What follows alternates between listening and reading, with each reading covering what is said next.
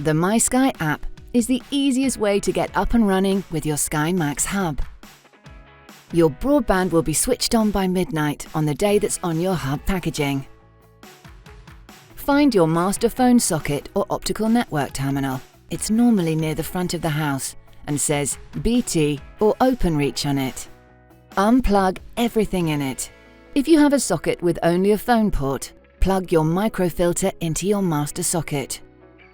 With the broadband cable, plug one end into the purple port on your hub and the other end into the purple port on the microfilter. Plug your phone into the phone port. If you have a phone socket with two ports, with the broadband cable, plug one end into the purple port on the back of your hub and the other end into the master socket. Plug your phone into the master socket. If you have a socket with only a phone port, take the broadband cable with one purple end and one white end. Plug the white end into the master socket.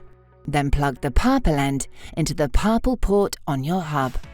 Plug your phone into the port marked Phone UK on the back of your hub. For a socket with a phone and an internet port, take the broadband cable with two purple ends. Plug one end into the master socket and the other end into the purple port on your hub. Plug your phone into the port marked Phone UK on the back of your hub. If you have an optical network terminal, plug one end of the Ethernet cable into the yellow Ethernet port marked 4 on the back of your hub. It also says WAN above it. Plug your phone into the port marked Phone UK on the back of your hub. Plug in the power cable and turn it on. After a few minutes, the light on your hub will turn white. You're all set up.